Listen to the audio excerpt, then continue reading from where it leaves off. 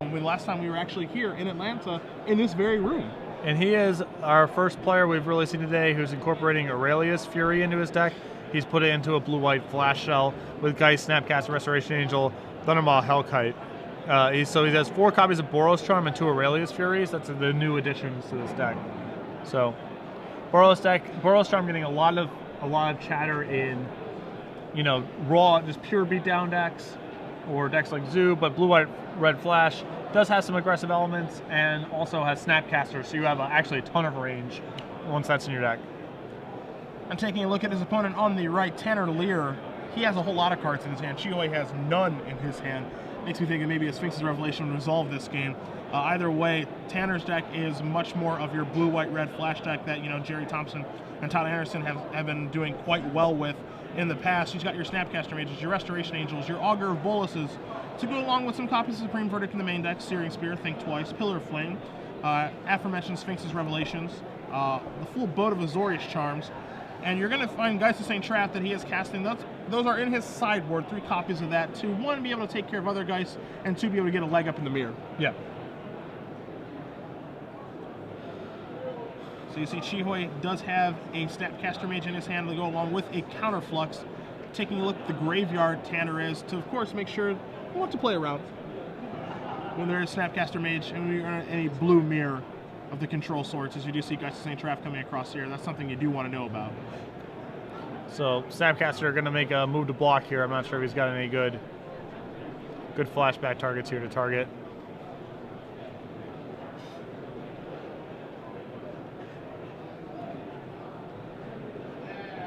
So with any luck for Shi, he'll be able to block here, but he's still way far behind on cards and card quality. Yep. That's a tough thing for him. As you see Tanner leafing through a ton of cards in his hand right now, too. One of which is an Azorius Charm, so there could be a bit of a blowout there.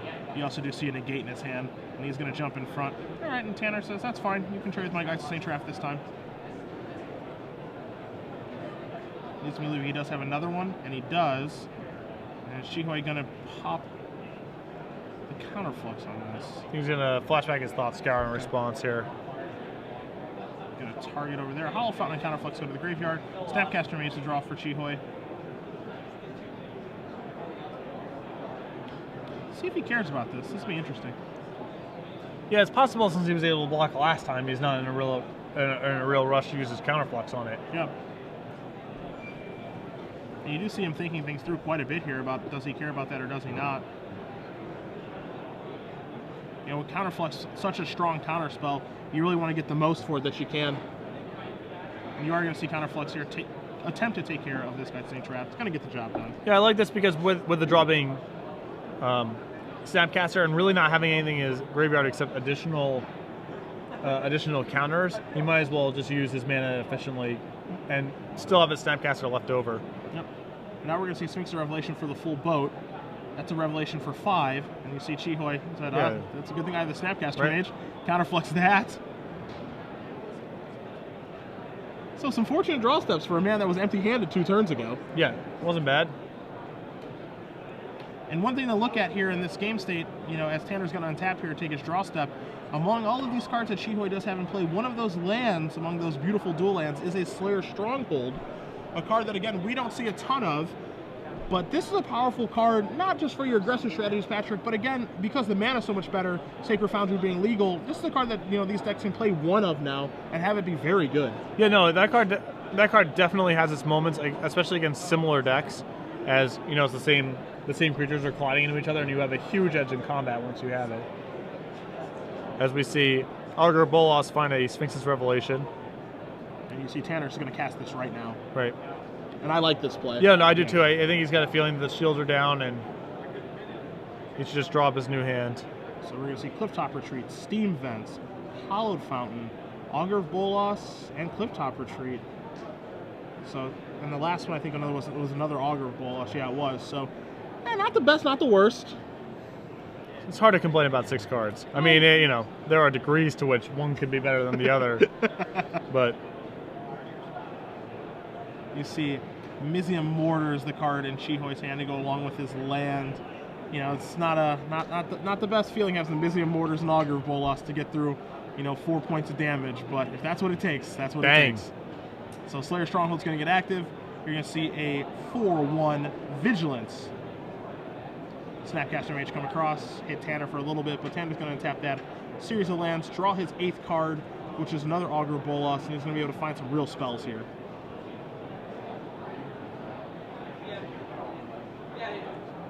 Two and three. One of those cards that is important. Jace Memory Adept goes to the bottom. Yeah, did not find a spell there. How about a second Augur Bolas? 1, 2, and 3. Counterflux. That's brutal. That's good.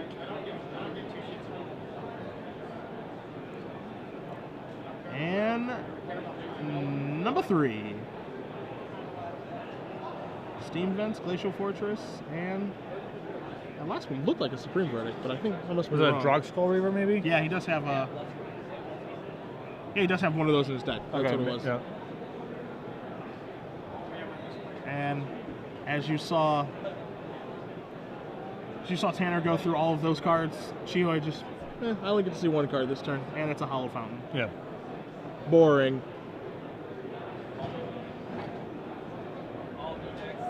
So now it's just an issue of waiting for Tanner to find something to finish the game off with. Pretty much, you know, he's got these Augur Bolas that can't come across here, you know. And he's just going to play it safe. He could attack with all 3, but he plays it safe just by attacking with 2. You know, not a very big deal. We're going to see maybe Snapcaster Mage jumps in front of one. You see a Slayer Stronghold activation, but none of those things are going to happen. Shihoi's just going to take 2 points of damage. We'll have life totals updated for you guys in just a moment as well. Shihoi takes a draw step, draws a Geist of Saint Traft. We know there's a counterflux looming for that. It's just up to Tanner if he actually does care about that, as you do see a Supreme Verdict in his hand. Yeah, because he's at over 20 life, and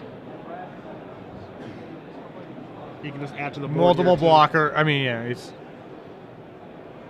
yeah, I guess he's just not going to mess around and try to add to his board. Yep.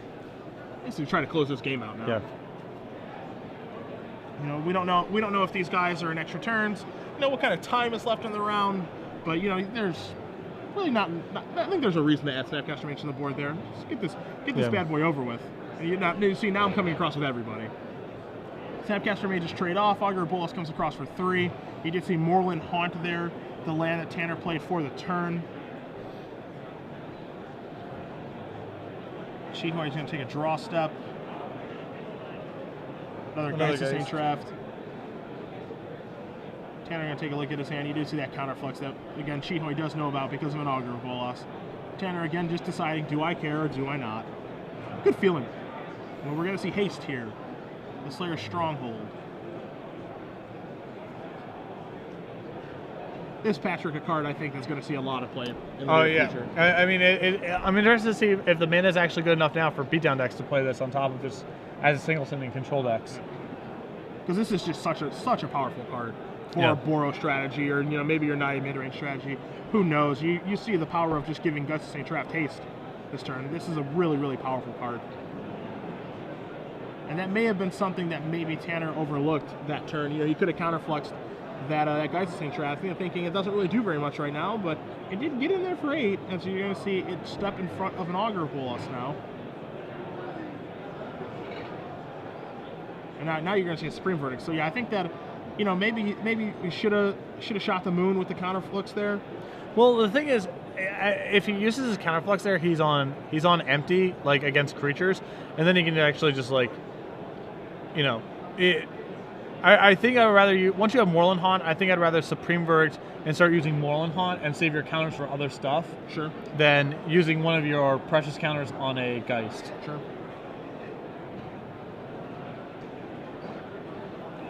So let's see, what did Shihoi draw this turn? That's the mystery. I believe he drew Snapcaster. Okay. Which is, the type of thing I was talking about with Tanner. You'd obviously use your Supreme Verdict on Geist and your counterflux on something like Snapcaster Mage. Okay. So just trying to use your answers to line up as well as possible against the threats. Now You do see the Moreland Haunt Spirit token come across. Tanner's going to play a Cliffdrop Retreat in the second main and just pass it back. Chihoe draws a Glacial Fortress to go along with that Snapcaster Mage and the Hollow Fountain that he's been holding on to for quite a long time here. Hollow Fountain does come into play and Chihoe does just pass it back. So you're going to see Moreland Haunt go to work, something that we don't see a ton of in this format compared to our previous standard format, but nonetheless doing a nice job here of closing out this game. Yeah, the blue-white-red decks can only incorporate so many of them because of mana issues.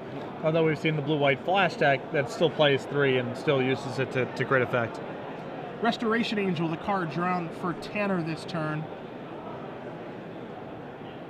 Spirit tokens, beatdown coming across.